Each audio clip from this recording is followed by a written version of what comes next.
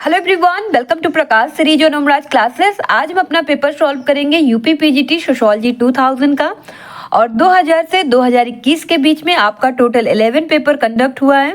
पहले आपका 2000 में हुआ, फिर उसके बाद 2002 और 2003 में, फिर उसके बाद आपका 2004 में हुआ, फिर 2005 में, और इसके बाद एक लंबी गैपिंग के बाद आपका 2009 में हुआ, फिर 10 में हुआ, 11 में हुआ, फिर 13 में देखने को मिला, फिर 2016 में हुआ, फिर एक गैपिंग के बाद आपका 2021 में हुआ।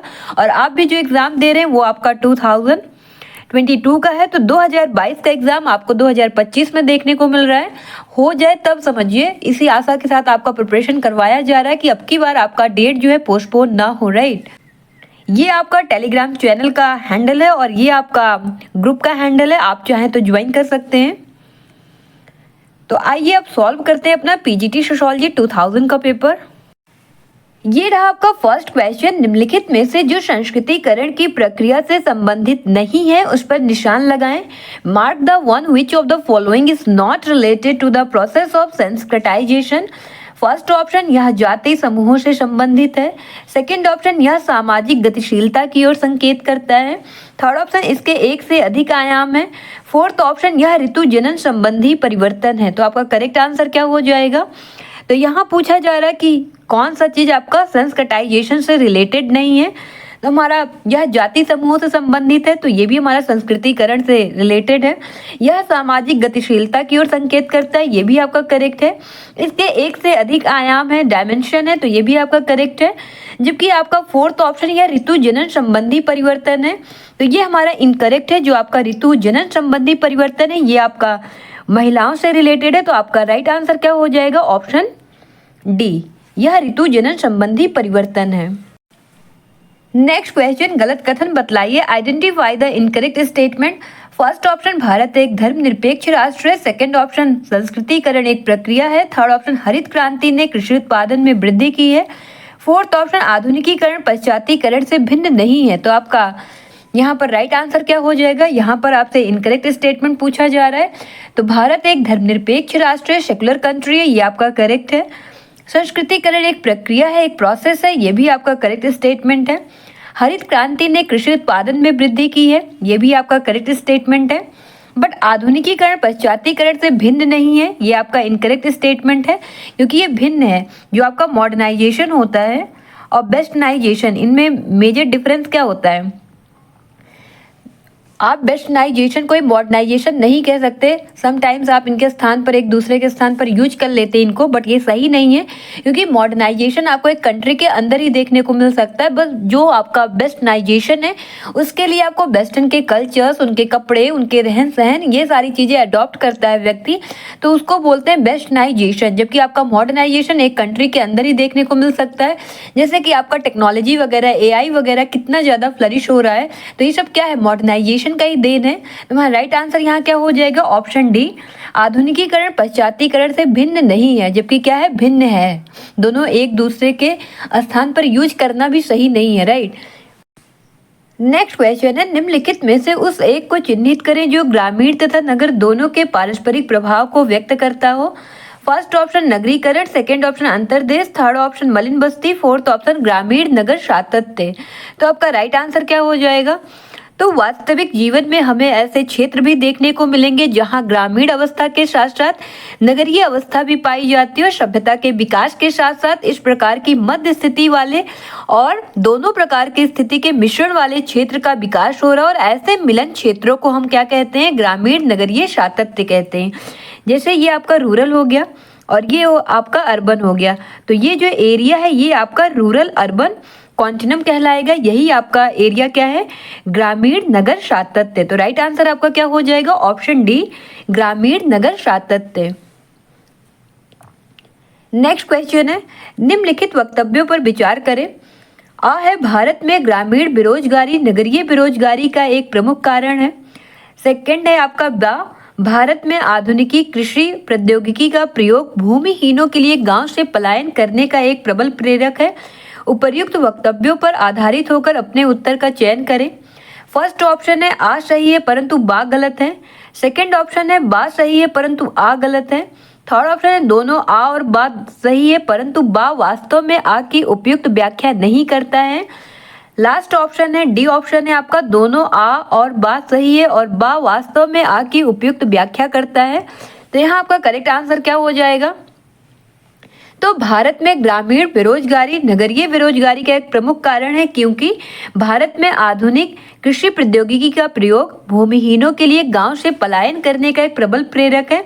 तो आपका दोनों वक्तव्य एक दूसरे को क्या कर रहा है? वैलिड कर रहा है। मीन्स आपका आ जो है ये आपका कथन दिया गया है और बा क्या है? कारण दिया गया है। तो आपका आ और बा दोनों ही सही है और बा वास्तव में आ की उपयुक्त व्याख्या कर रहा है। तो आपका राइट आंसर क्या हो जाएगा? ऑप्शन डी, दोनों आ और बा सही है और बा वास्तव में आ की उपयुक्त व्याख्या करता है। तो भारत जैसे विकासशील देश जहां एक ओर वस्तुओं के उत्पादन और समुचित सेवाओं की अत्यधिक कमी है, वहीं दूसरी ओर गांव के लाखों व्यक्ति आपके रोजगार के अवसरों से वंचित भी रह जाते हैं। वास्तव में भारत के ग्रामीण जीवन में बेरोजगारी की समस्या का आरंभ जो है आपका इंडस्ट्रियलाइजेशन के विकास से ही जुड़ा हुआ है। मशीनों के द्वारा उत्पादित वस्तुओं से प्रतियोगिता न कर सकने के कारण यहाँ जो ग्रामीण कुटीर उद्योग धंधे हैं वे आपके नष्ट हो गए, जिसके फलस्वरूप क्या हुआ है? कृषि के अतिरिक्त ग्रामीणों के सामने बेकार रहने के अतिरिक्त और कोई विकल्प नहीं रह गया है और ऐसी स्थिति में ही ग्रामीण लोगों का शहर की ओर पलायन हुआ है। राइट। नेक्स्ट क्वेश्चन, नगरवाद एक जीवन दर्शन है, urbanism is a way of life की धारणा किसने प्रस्तुत की है? First option Louis Wirth, second option Bergel, third option Burgess, fourth option McKenzie. तो आपका राइट आंसर क्या हो जाएगा? तो शिकागो विचारधारा से संबंधित आपके लुई वर्थ हैं और इनके अकॉर्डिंग नगरवाद एक जीवन दर्शन है, urbanism is a way of life. तो आपका राइट आंसर क्या हो जाएगा? Option A, Louis Wirth. नगरवाद जीवन की एक पद्धति और अवधारणा को समाजशास्त्र में सबसे पहले जर्मन अमेरिकी अर्थशास्त्री आपके लुई वर्थ ने कब किया था? 1938 में प्रोपाउंड किया था और उनका मानना था कि नगरवाद नगरों की प्रमुख विशेषता है जिसके एक निश्चित लक्षण है। लक्षण क्या है आपका? बड़ा आकार है, उच्च घनत्व है, हाई डेंसिटी है, इसका सामाजिक असमरूपता देखने को मिलता है। और बड़ा आकार भौतिक क्षेत्र और जनसंख्या दोनों का है और उच्च घनत्व तो आपका जनसंख्या क्या है और सामाजिक असमरूपता का अर्थ क्या हो गया आपका? सामाजिक और सांस्कृतिक भिन्नताओं का होना। राइट। नेक्स्ट क्वेश्चन, निम्नलिखित वक्तव्यों पर विचार करें। फर्स्ट, आप्रवासन ने नगरीकरण में वृद्धि की है। सेकंड, उत्प्रवासन हर जगह समान है। थर्ड, आप्रवासन से नगर के घनत्व में वृद्धि हुई है। उपर्युक्त वक्तव्यों में कौन सा सही है? First option 1/2, second option 2/3, third option 1/3, fourth option 1, 2 and 3। तो आपका राइट आंसर क्या हो जाएगा? तो आप्रवासन ने नगरीकरण में वृद्धि की है, ये आपका करेक्ट है। उत्प्रवासन हर जगह समान है, ये आपका इनकरेक्ट है, समान नहीं असमान है। आप्रवासन से नगर के घनत्व में वृद्धि हुई है, ये भी आपका करेक्ट स्टेटमेंट है और यहाँ पर आपसे सही कथन पूछा जा रहा है। तो आपका राइट आंसर क्या हो जाएगा? Option C, 1/3। तो हम आपका बात करते हैं उत्प्रवास क्या होता है। तो किसी व्यक्ति द्वारा अपने देश को छोड़कर दूसरे देश में जाने की जो प्रक्रिया आपका उत्प्रवास कहलाता है। वहीं इसके विपरीत देखें तो देश में आने की प्रक्रिया को आपका आव्रजन या फिर आप्रवास कहते हैं। आपके उत्प्रवास की हम बात करें, इमिग्रेशन की बात करें तो ये आपका कितने टाइप का होता है? तो इमिग्रेशन आपको देखने को मिलता है 2 टाइप्स का। पहला आपका हो गया स्थायी उत्प्रवास, परमानेंट इमिग्रेशन, और दूसरा आपका क्या हो गया? अस्थायी उत्प्रवास, टेम्परेरी इमिग्रेशन। तो जब आपका मोर देन 1 ईयर के लिए जाया जाता है तब आपका क्या हो जाता है? Permanent immigration. और जब आपका लेस देन 1 ईयर के लिए जाया जाता तब क्या हो जाता है? आपका टेम्परेरी इमिग्रेशन, अस्थायी उत्प्रवास। नेक्स्ट क्वेश्चन है आपका, भारतीय संविधान में पिछड़े वर्ग का क्या आधार है? फर्स्ट ऑप्शन निर्धनता, सेकंड ऑप्शन परंपरागत व्यवसाय, थर्ड ऑप्शन भूमि जोत क्षेत्र, फोर्थ ऑप्शन सामाजिक तथा शैक्षणिक पिछड़ापन। तो आपका राइट आंसर क्या हो जाएगा? तो भारतीय संविधान में पिछड़े वर्ग के लिए सामाजिक व शैक्षणिक दृष्टि से पिछड़ेपन को आधार माना गया है। हिंदू वर्ण व्यवस्था में कुछ ऐसी जातियां हैं आपकी जिन्हें अति निम्न माना गया है तथा जो सामाजिक आर्थिक शैक्षणिक दृष्टि से समाज के संपन्न वर्गों के कंपैरिजन में कमजोर व निम्न वर्ग की हैं और उन्हें पिछड़े वर्ग में सम्मिलित किया जाता है। तो आपका राइट आंसर क्या हो जाएगा? ऑप्शन डी, सामाजिक तथा शैक्षणिक पिछड़ापन। नेक्स्ट क्वेश्चन, जब सामाजिक परिस्थिति का निर्धारण जन्म और आनुवंशिकता के आधार पर होता है तो इस प्रक्रिया को इस प्रकार से जाना जाता है। फर्स्ट ऑप्शन वर्ण स्तरीकरण, सेकंड ऑप्शन वर्ग स्तरीकरण, थर्ड ऑप्शन खुला स्तरीकरण, फोर्थ ऑप्शन बंद स्तरीकरण। तो आपका राइट आंसर क्या हो जाएगा? तो बंद स्तरीकरण का सर्वोत्तम एग्जाम्पल आपका क्या है? जाति व्यवस्था, जो जन्म और आनुवंशिकता पर आपका बेस्ड होती है। और जाति एक ऐसा सामाजिक समूह है जिसकी सदस्यता आपको जन्मजात ही मिलती है, और ऐसे प्रत्येक जाति का एक नाम और एक व्यवसाय होता है, और एक जाति के सदस्य अपनी ही जाति में विवाह करते हैं। तो आपका यहाँ राइट आंसर क्या हो जाएगा? ऑप्शन डी, बंद स्तरीकरण। नेक्स्ट क्वेश्चन, जाति का आधार क्या है? What is the basis of caste? First option धर्म, सेकंड ऑप्शन जन्म, थर्ड ऑप्शन प्रतिष्ठा, फोर्थ ऑप्शन अनुष्ठान। तो आपका राइट आंसर क्या हो जाएगा? तो एक जाति समान पारंपरिक पेशे वाला एक ऐसा अंतर्विवाहित सामाजिक समूह है जिसकी सदस्यता जन्म से निश्चित होती है, और जिसके जो सदस्य हैं सामाजिक व्यवहार, खान पान, सामाजिक धार्मिक संस्कार, ये सभी मामलों में कुछ निश्चित प्रतिबंधों का पालन करते हैं। तो यहाँ आपका राइट आंसर क्या हो जाएगा? जाति का आधार क्या है? जन्म है। आपको जन्म से ही आपकी जाति डिसाइड हो जाती है। तो आपका राइट आंसर क्या होगा? ऑप्शन बी, जन्म। नेक्स्ट क्वेश्चन, यह कथन किसका है? जब एक वर्ग कुछ दृढ़ता के साथ आनुवांशिक होता है तो हम उसे जाति कह सकते हैं। When a class is somewhat strictly hereditary, we may call it a caste। तो आपका राइट आंसर क्या हो जाएगा? फर्स्ट ऑप्शन है एन.के. दत्त, सेकंड ऑप्शन है G S. Ghurye, third option C H. Cooley, fourth option है हर्बर्ट रिजले। तो आपका राइट आंसर क्या हो जाएगा? तो सी.एच. कूले ने कहा है कि जब एक वर्ग पूर्णतः आनुवांशिकता पर आधारित हो तो उसे हम जाति कहते हैं, और इस प्रकार जाति की सदस्यता जन्म पर आधारित होती है। कोई भी व्यक्ति अपने गुणों, संपत्ति, शिक्षा में वृद्धि करके या व्यवसाय परिवर्तन करके जाति नहीं बदल सकता है, क्योंकि ये आपका जन्म से ही डिसाइड रहता है। व्यक्ति जिस जाति में जन्म लेता है जीवन पर्यंत उसी का सदस्य बना रहता है। तो आपका राइट आंसर क्या हो जाएगा? Option C, C H. Cooley. Next question, उस वर्ष को चिन्हित करें जिसमें समेकित ग्रामीण विकास कार्यक्रम को अमल में लाया गया था। Identify the year in which integrated rural development programme was implemented. First option 1980, second option 1981, third option 1982, fourth option 1985। तो आपका राइट आंसर क्या हो जाएगा? तो इंटीग्रेटेड रूरल डेवलपमेंट प्रोग्राम आपका कब इम्प्लीमेंट किया गया?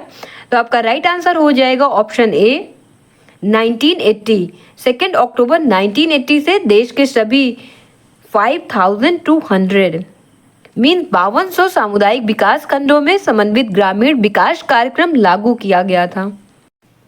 नेक्स्ट क्वेश्चन, समेकित ग्रामीण विकास कार्यक्रम integrated rural development programme IRDP का प्राथमिक उद्देश्य क्या था? फर्स्ट ऑप्शन श्रम की समस्याओं के समाधान के लिए, सेकेंड ऑप्शन ग्रामीण बेरोजगारी को समाप्त करने के लिए, थर्ड ऑप्शन कृषि उत्पादन में वृद्धि के लिए, फोर्थ ऑप्शन निर्धनता उन्मूलन के रूप में। तो आपका करेक्ट आंसर क्या हो जाएगा? तो IRDP की स्टार्टिंग आपका 2 अक्टूबर 1980 से 65 ईयर प्लान के दौरान आपका किया गया, और यह जो योजना है आपका गरीबी तथा बेरोजगारी के निवारण की दिशा में पहली सबसे अधिक महत्वाकांक्षा योजना है, जिससे पहली बार गरीबी पर प्रत्यक्ष प्रहार की नीति अपनाई गई। और यह मूलतः निर्धनता उन्मूलन से संबंधित आपका योजना है, पर इसमें लोगों को कृषि से संबंधित अनेक क्रियाओं में स्वरोजगार प्रदान करने की भी व्यवस्था की गई। और इस योजना में पूर्व में चल रही जो योजनाएं थी SFDA, MFAL, DPAP, DDP, CADP, इन सब का विलय कर दिया गया। और यह जो योजना थी आपका 1 अप्रैल 1999 तक चली थी। फिर इसे आपका स्वर्ण जयंती ग्राम स्वरोजगार योजना के रूप में आपका ये पुनर्गठित किया गया। तो यहाँ आपका राइट आंसर क्या हो जाएगा? ऑप्शन डी, निर्धनता उन्मूलन के रूप में। नेक्स्ट क्वेश्चन, आपका लिस्ट 1 और लिस्ट 2 दिया गया। लिस्ट 1 में आपके ऑथर्स का नेम है और लिस्ट 2 में आपका बुक्स का नाम दिया गया, तो आपको मैच करना है।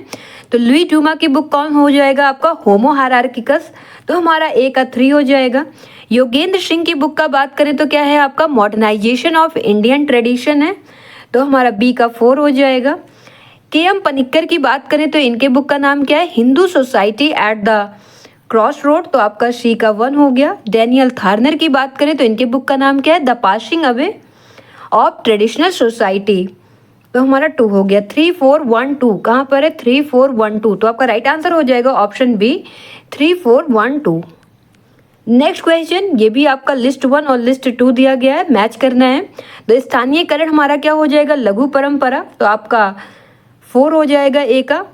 सार्वभौमिकरण का क्या हो जाएगा आपका? बृहद परंपरा, तो आपका बी का 3 हो जाएगा। संस्कृतिकरण का आपका क्या हो जाएगा, उच्च जाति की संस्कृति का अभिश्रीकरण, तो आपका सी का क्या हो जाएगा 1 हो जाएगा। और डी का क्या हो जाएगा, आधुनिकीकरण का हो जाएगा आधुनिक युग, तो आपका 2 हो जाएगा। तो राइट आंसर क्या हो जाएगा 4 3 1 2। कहाँ पर है 4 3 1 2, तो हमारा राइट आंसर हो जाएगा ऑप्शन सी 4 3 1 2।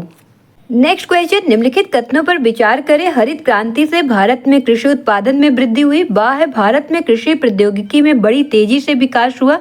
उपर्युक्त कथनों के आधार पर अपना उत्तर दे। फर्स्ट ऑप्शन आ सही है परंतु बा गलत है। सेकंड ऑप्शन आ गलत है परंतु बा सही है।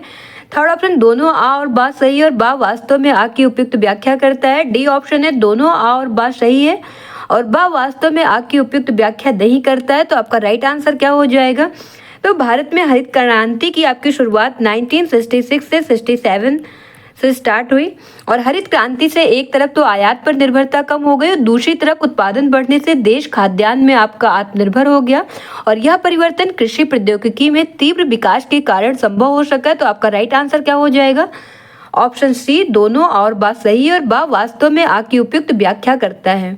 नेक्स्ट क्वेश्चन, पंचायती राज अधिनियम के अनुसार उत्तर प्रदेश में प्रथम ग्राम पंचायत चुनाव कब हुआ था। According to the panchayati raj act, when was the first gram panchayat election held in Uttar Pradesh. First option 1982, second option 1993, third option 1994, fourth option 1995।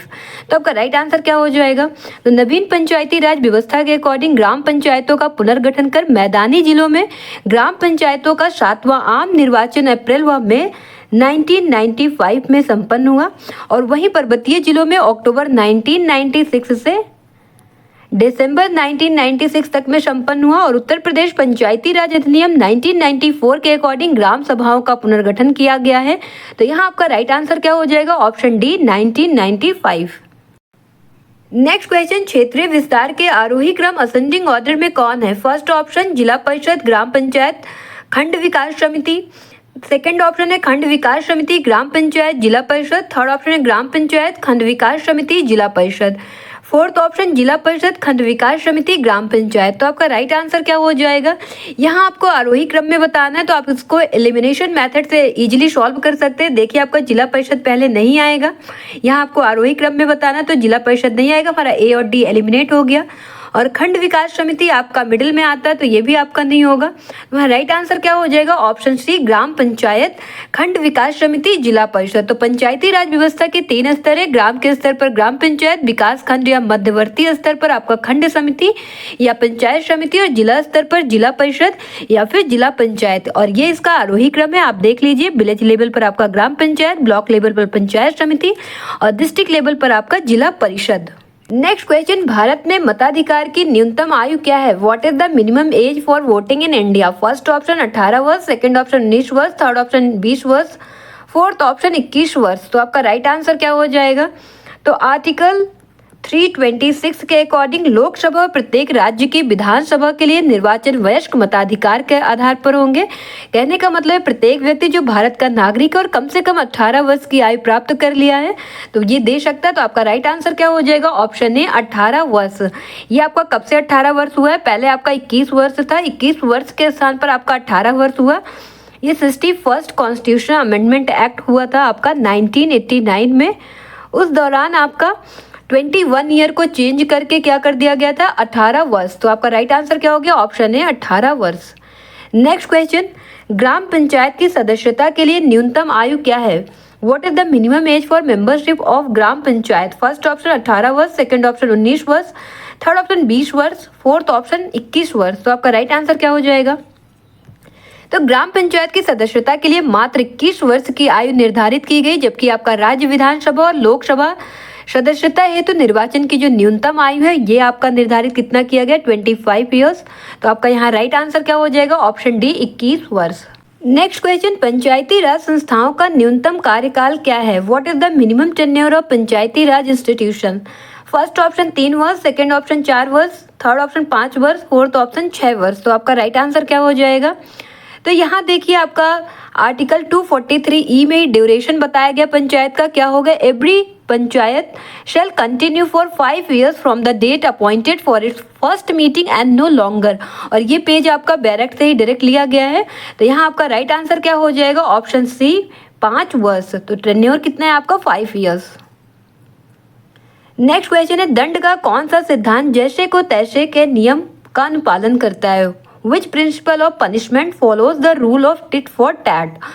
First option प्रतिकारात्मक, सेकंड ऑप्शन प्रतिरोधात्मक, थर्ड ऑप्शन सुधारात्मक, फोर्थ ऑप्शन प्रतिशोधात्मक। तो आपका राइट आंसर क्या हो जाएगा? तो प्रतिशोधात्मक दंड सिद्धांत जो है आपका जैसे को तैसा कहावत पर आपका आधारित है।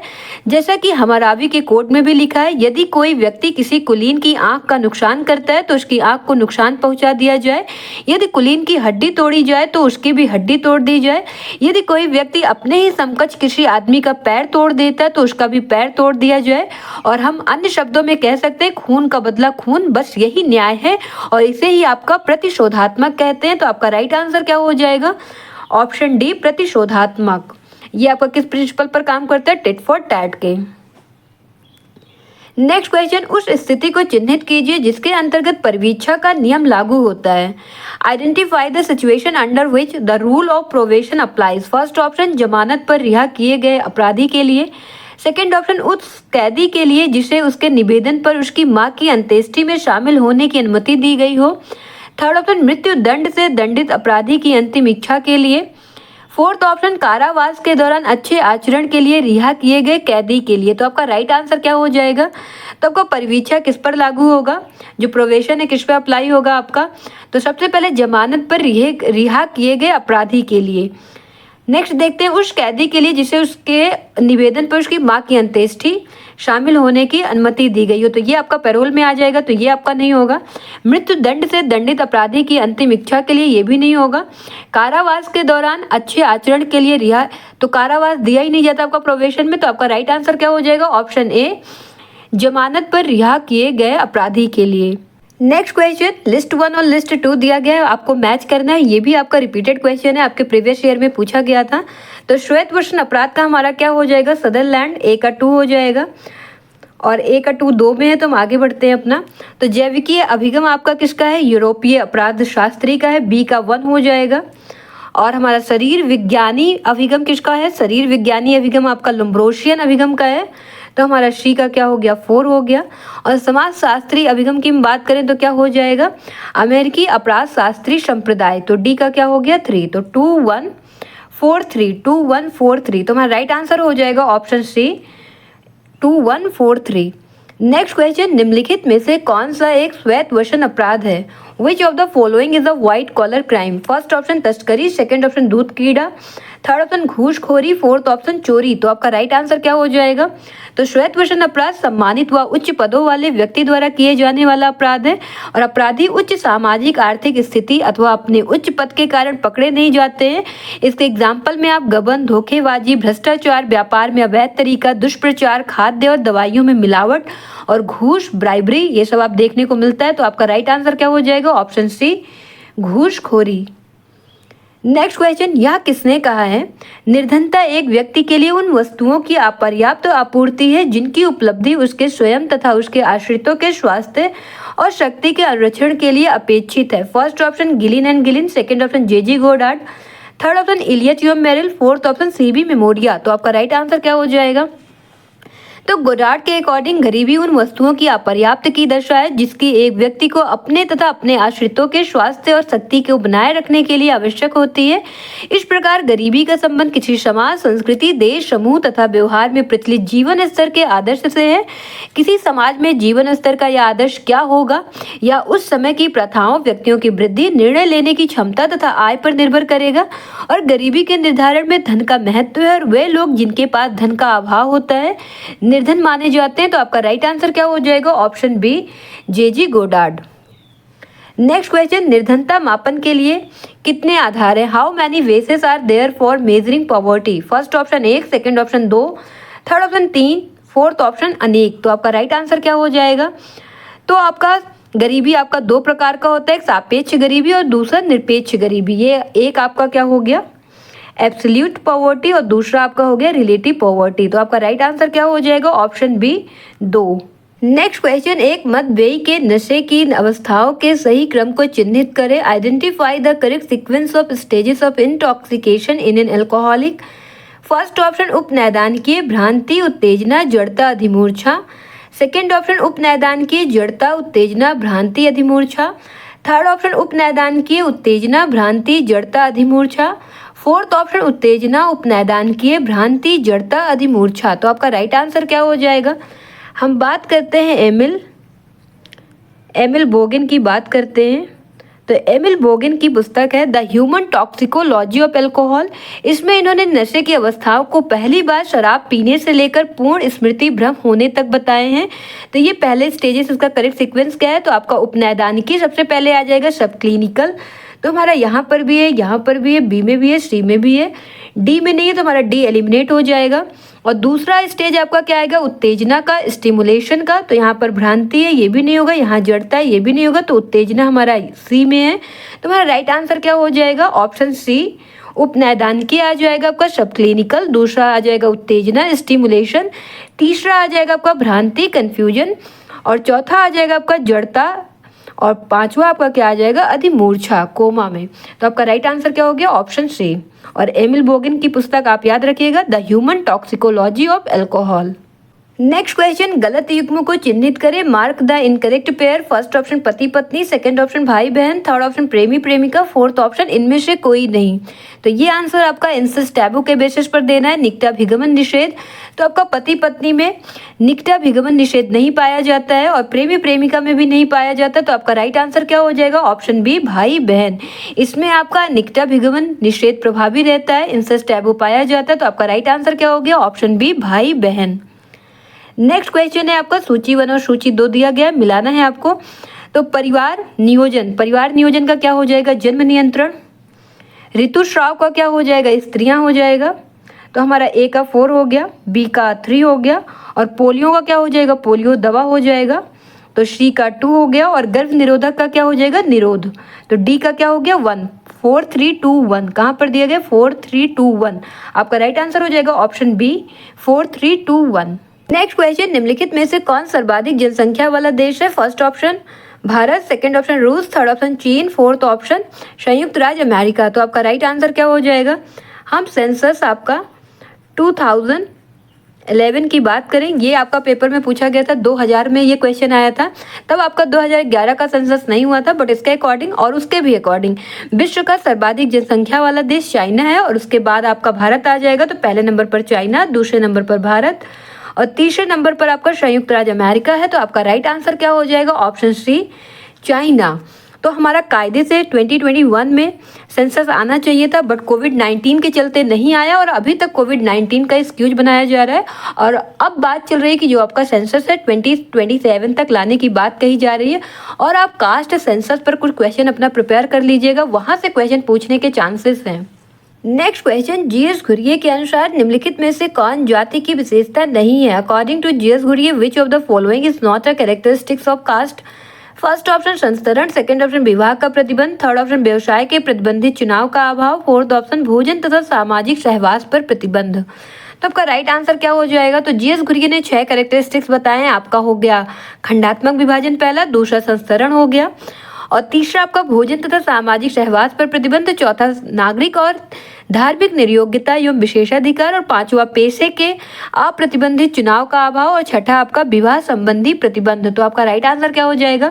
तो पहला संस्तरण पाया जाएगा, विवाह का प्रतिबंध भी पाया जाएगा और व्यवसाय के प्रतिबंधित चुनाव का अभाव ये हमारा नहीं होगा। तो राइट आंसर क्या हो गया? ऑप्शन सी, क्योंकि यहाँ आपसे नहीं पूछा जा रहा है। नेक्स्ट क्वेश्चन, निम्नलिखित में से कौन अनुलंबवत गतिशीलता का आधार नहीं होता है? Which of the following is not the basis of vertical mobility? First option जाति, सेकंड ऑप्शन गुण, थर्ड ऑप्शन योग्यता, फोर्थ ऑप्शन उपलब्धि। तो आपका राइट आंसर क्या हो जाएगा? तो जब कोई व्यक्ति निम्न स्तर पर जन्म लेकर अपनी योग्यता या गुणों और उपलब्धियों के बेसिस पर समाज के उच्च स्तर पर पहुंच जाता है तो इसे आपका ऊर्ध्वाधर या अनुलंबवत गतिशीलता कहते हैं, वर्टिकल मोबिलिटी कहा जाता है। और जाति में ऊर्ध्वाधर गतिशीलता नहीं पाई जाती है। तो आपका राइट आंसर क्या हो जाएगा? यहाँ पर नॉट पूछा जा रहा है, तो राइट आंसर हो जाएगा ऑप्शन ए, जाति। नेक्स्ट क्वेश्चन, सरकारी सेवा में पिछड़े वर्गों के लिए स्थानों के आरक्षण का प्रतिशत क्या है? What is the percentage of reservation of seats for backward classes in government services? तो आपका फर्स्ट ऑप्शन है 21, second option 27, third option 22, fourth option 28। तो आपका राइट आंसर क्या हो जाएगा? तो सुप्रीम कोर्ट ने बीपी मंडल आयोग पर अपना निर्णय 15 नवंबर 1992 को दिया और उसने पिछड़ी जातियों वर्गों के लिए 27% आपका आरक्षण की नीति को तो स्वीकार किया, बट इस नीति में परिवर्तन के लिए कुछ निर्देश भी दिए थे, डायरेक्शन दिए थे, और इन डायरेक्शन को स्वीकार करते हुए नरसिम्हा राव सरकार ने 8 सितंबर 1993 को लगभग 1200 पिछड़ी जातियों या वर्गों के लिए केंद्रीय सरकार में व सार्वजनिक उद्यमों में 27% आरक्षित कोटा स्वीकार करने की घोषणा की। तो आपका राइट आंसर क्या हो जाएगा? Option B 27%। Next question list 1 और लिस्ट 2 दिया गया, आपको मैच करना है। तो जाति का क्या हो जाएगा? जाति आपका प्रदत्त प्राय स्थिति होता है, तो आपका ए का 2 हो जाएगा। वर्ग आपका क्या है? अर्जित प्राय स्थिति, तो बी का 4 हो जाएगा। एकाकी आपका परिवार होता है, तो सी का 1 हो जाएगा। आश्रम में आपका क्या हो जाएगा? वानप्रस्थ आश्रम, तो आपका 3 हो जाएगा। तो 2 4 1 3 कहाँ दिया गया? Option C. तो हमारा राइट आंसर हो गया ऑप्शन सी 2 4 1 3। नेक्स्ट क्वेश्चन आपका लिस्ट 1 और लिस्ट 2 दिया गया है, मैच करना है। तो आपका ये भी रिपीटेड क्वेश्चन है, 2002 में भी पूछा गया था। तो अल्पसंख्यक आपका क्या हो जाएगा? अल्पसंख्यक आपका ईसाई हो जाएगा, तो हमारा ए का 3 हो गया। धोबी क्या है? धोबी एक जाति है, तो हमारा बी का 1 हो गया। मुसलमान क्या है? इस्लाम हो जाएगा, तो 4 हो गया। और भूमि से हमारा क्या हो जाएगा? कृषि, तो हमारा 2 हो गया। तो 3 1 4 2 कहाँ है? ऑप्शन सी में। तो राइट आंसर क्या हो गया? ऑप्शन सी 3 1 4 2। नेक्स्ट क्वेश्चन, निम्नलिखित में से जो सामाजिक विघटन के लक्षण को व्यक्त नहीं करता है उसको चिन्हित कीजिए। Identify the one among the following which does not express the characteristics of social disorganization. First option प्रकारियों का एक समूह से दूसरे समूह को हस्तांतरण। सेकेंड ऑप्शन भूमिकाओं में संघर्ष। थर्ड ऑप्शन एकात्म में का ह्रास। फोर्थ ऑप्शन व्यक्तिवादी प्रवृत्ति का पतन। तो आपका राइट आंसर क्या हो जाएगा? तो यहाँ पर पूछा जा रहा है कौन सा लक्षण व्यक्त नहीं करता है।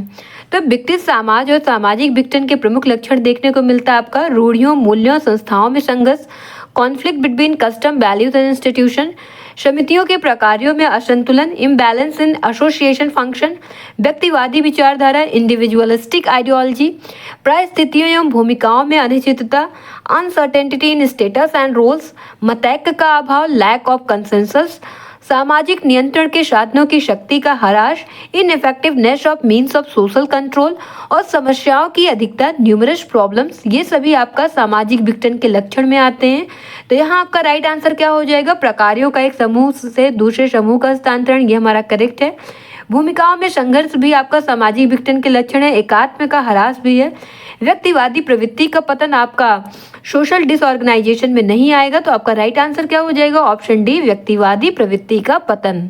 नेक्स्ट क्वेश्चन, किसने कहा है सामाजिक विघटन एक प्रक्रिया है जिसके द्वारा एक समूह के सदस्यों के बीच संबंध टूट जाते हैं, समाप्त हो जाते हैं?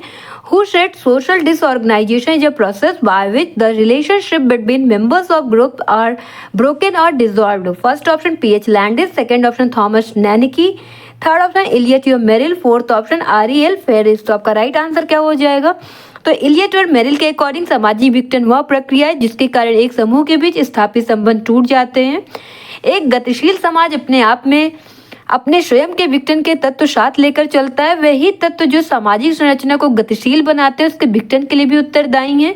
तो यहाँ आपका राइट आंसर क्या हो जाएगा? ऑप्शन सी, इलियट और मेरिल। चलिए देख लेते हैं लैंडिस एंड फेरिल ने क्या बोला है सोशल डिसऑर्गेनाइजेशन को लेकर।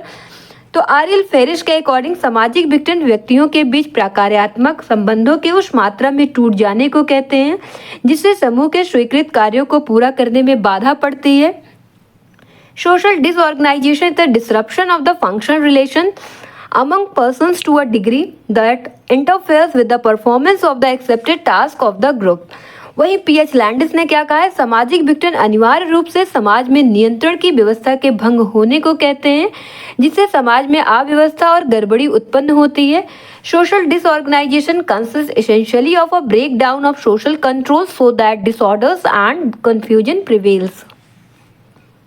नेक्स्ट क्वेश्चन है, एक वयस्क अपराधी एवं एक बाल अपराधी में भेद करने का क्या आधार है? What is the basis for distinguishing between an adult criminal and a juvenile criminal? First option महापराध, सेकंड ऑप्शन दुराचरण, थर्ड ऑप्शन आयु, फोर्थ ऑप्शन गिरफ्तारी परवाना। तो आपका राइट आंसर क्या हो जाएगा?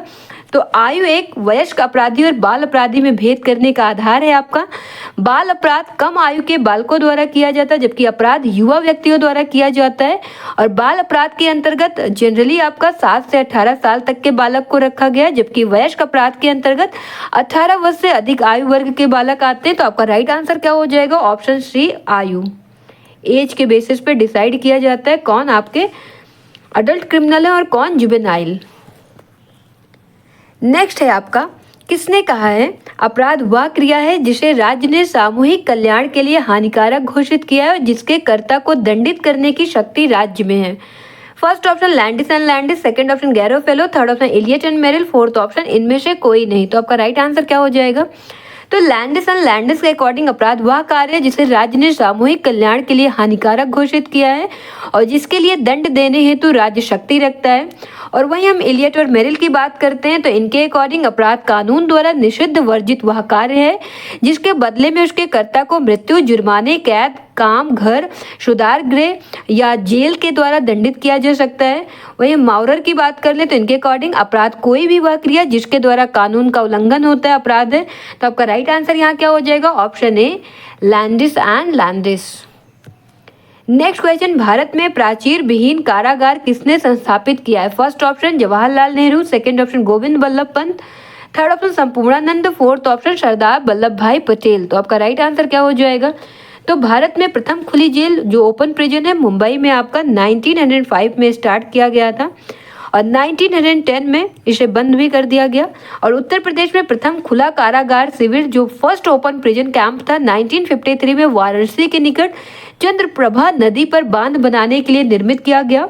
और जो आपका ओपन जेल है ये डॉक्टर संपूर्णानंद के दिमाग की उपज है और राजस्थान सरकार ने 1963 में खुला जेल प्रायोगिक तौर पर स्थापित किया जिसे बाद में संपूर्णानंद खुला बंदी शिविर मीन्स प्राचीर विहीन कारागार का नाम दिया गया। तो आपका राइट आंसर क्या हो जाएगा? Option C Sampurnanand. Next question, समाज में शासक वर्ग की अवधारणा किसने विकसित की है? First option Pareto, second option G Mosca, third option C Wright Mills, fourth option T B Bottomore. तो आपका राइट आंसर क्या हो जाएगा? तो हम पेरेटो की बात करते हैं। आपके पेरेटो और मोस्का ये दोनों ही कट्टर अभिजनवादी थे। पेरेटो ने मानव समाज को 2 वर्गों में बांटा, एक आपका अभिजन एलीट में बांटा, एलीट एंड दूसरा आपका गैर अभिजन मीन्स नॉन एलीट में बांटा। वहीं आपके हम जी मोस्का की बात करें तो जी मोस्का ने मानव समाज को 2 वर्गों में बांटा, पहला आपका शासक वर्ग रूलिंग क्लास हो गया और दूसरा आपका शासित वर्ग हो गया रूल्ड क्लास हो गया। तो आपका राइट आंसर क्या हो जाएगा? ऑप्शन बी जी मोस्का। तो ये आरसी मतलब क्या हो गया? रूलिंग क्लास, दूसरा क्या हो गया? आरसी मतलब रूल्ड क्लास हो गया मीन्स शासक वर्ग और शासित वर्ग। नेक्स्ट क्वेश्चन, फर्स्ट प्रिंसिपल्स पुस्तक किसने लिखी है? First option William Goode, second option Sumner, third option Herbert Spencer, fourth option Kingsley Davis. तो आपका राइट आंसर क्या हो जाएगा? तो फर्स्ट प्रिंसिपल्स ये आपकी कब पब्लिश हुई थी? 1862 में हुई थी और किसके द्वारा लिखा गया है? हर्बर्ट स्पेंसर के द्वारा। तो राइट आंसर हो जाएगा ऑप्शन सी। हर्बर्ट स्पेंसर की पहली बुक की बात करें तो इनका सोशल स्टैटिक था, 1851 में लिखा गया था और द स्टडी ऑफ सोशोलॉजी 1873 में। वहीं डिस्क्रिप्टिव सोशोलॉजी की बात करें तो ये बुक आपका पब्लिश हुआ था 1890 में। नेक्स्ट क्वेश्चन है, द ह्यूमन ग्रुप पुस्तक के लेखक कौन है? First option Robert Redfield, second option C H Cooley, third option Sumner, fourth option George C Homans. तो आपका राइट आंसर क्या हो जाएगा? तो द ह्यूमन ग्रुप आपकी किसने लिखी है? जॉर्ज श्री होमन्स ने लिखी है। तो राइट आंसर हो जाएगा option D George C Homans. और इनकी और बुक का नाम है an introduction to Pareto, English villagers of the 30th centuries और द ह्यूमन ग्रुप है और social behaviour its elementary forms, the nature of social science. ये सब आपका जॉर्ज श्री होमन्स की बुक का नाम है। नेक्स्ट क्वेश्चन है, वे अलौकिक परिणाम जो किसी व्यवस्था में अनुकूलन अथवा समायोजन लाते हैं कहलाते हैं? फर्स्ट ऑप्शन प्रकार्य, सेकंड ऑप्शन अकार्य, थर्ड ऑप्शन सामाजिक परिवर्तन, फोर्थ ऑप्शन संचार। तो आपका राइट आंसर क्या हो जाएगा? तो प्रोफेसर आर के मर्टन के अकॉर्डिंग प्रकार्य वे वस्तुपरक परिणाम है जो किसी व्यवस्था के अनुकूलन और समायोजन में वृद्धि करते हैं, तो उसे प्रकार्य कहते हैं। तो यहाँ पर आपका राइट आंसर क्या हो जाएगा? ऑप्शन ए प्रकार्य। तो प्रकार्यवाद के समर्थक मर्टन ने प्रकार्य को परिभाषित करते हुए आपको बताया है कि प्रकार्य वे दृष्टिगोचर परिणाम है, ऑब्जर्वेबल कॉन्सिक्वेंसेस है, जो व्यवस्था विशेष के अनुकूलन या सामंजस्य को संभव बनाते हैं, और दुष्प्रकार्य वे अलौकिक परिणाम है जो कि व्यवस्था के अनुकूलन या सामंजस्य को कम करते हैं। नेक्स्ट क्वेश्चन, मध्य स्तरीय सिद्धांत मिडिल रेंज थ्योरी की अवधारणा किसने प्रदान की? First option P Sorokin, second option R K Merton, third option M Tumin, fourth option T Parsons. तो आपका राइट आंसर क्या हो जाएगा? तो मध्यवर्ती सिद्धांत के विचार का प्रतिपादन समाज विज्ञानों में सबसे पहले आपका प्रोफेसर टी.एच. मार्शल ने 1946 में लंदन विश्वविद्यालय के प्रोफेसर पद ग्रहण करते समय अपने उद्बोधन में किया था, और बाद में इस विचारधारा को आगे बढ़ाते हुए आर के मर्टन ने कहा कि मध्यवर्ती सिद्धांत तार्किक रूप से संबंधित ऐसी अवधारणा है जो व्यापक तथा महती सीमित क्षेत्र से संबंधित होती है। तो आपका राइट आंसर क्या हो जाएगा? Option B, are K Merton. Next question, संघर्ष के सामाजिक प्रकार के सिद्धांत को निम्नांकित में से किसने प्रतिपादित किया? First option marks, second option Merton, third option Parsons, fourth option Coser. तो आपका राइट आंसर क्या हो जाएगा? तो संघर्ष के सामाजिक प्रकार के सिद्धांत को कोजर ने अपनी पुस्तक the functions of social conflict में प्रतिपादित किया, और इनके अकॉर्डिंग प्रत्येक सामाजिक व्यवस्था की अपनी आवश्यकताएं होती है और इन आवश्यकताओं की पूर्ति संघर्ष द्वारा होती है।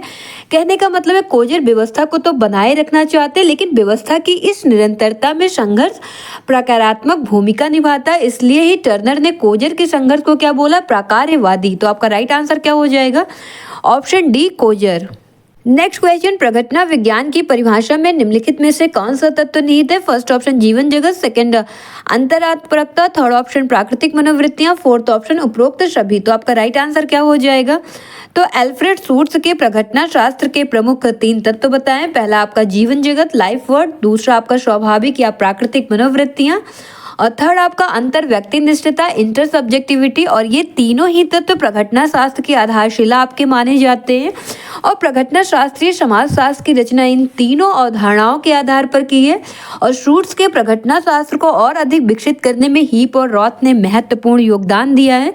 तो आपको प्रघटना विज्ञान की परिभाषा में कौन कौन से तत्व निहित है? जीवन जगत भी आ जाएगा, अंतरात्मकता भी आ जाएगा, प्राकृतिक मनोवृत्तियां भी। तो आपका राइट आंसर क्या हो जाएगा? ऑप्शन डी, उपरोक्त सभी। नेक्स्ट क्वेश्चन, निम्नलिखित में से कौन असहयोगी सामाजिक प्रक्रिया नहीं है? फर्स्ट ऑप्शन प्रतिस्पर्धा, सेकंड ऑप्शन प्रतिकूलता, थर्ड ऑप्शन संघर्ष, फोर्थ ऑप्शन आत्मसातकरण। तो आपका राइट आंसर क्या हो जाएगा? जो असहयोगी सामाजिक प्रक्रियाएं होती हैं आपका सोसाइटी को डिसऑर्गेनाइज करने का काम करती हैं, वहीं आपका जो सहयोगी सामाजिक प्रक्रिया है ये आपका सोसाइटी को ऑर्गेनाइज करने का काम करती हैं। तो असहयोगी सामाजिक प्रक्रिया के अंतर्गत वे प्रक्रियाएं आती हैं जो व्यक्ति और समाज के जीवन को विकसित करने में योग देती हैं, और प्रतिस्पर्धा हो गया आपका, प्रतिकूलता हो गया, संघर्ष हो गया, ये सब क्या है? आपका असहयोगी सामाजिक प्रक्रिया।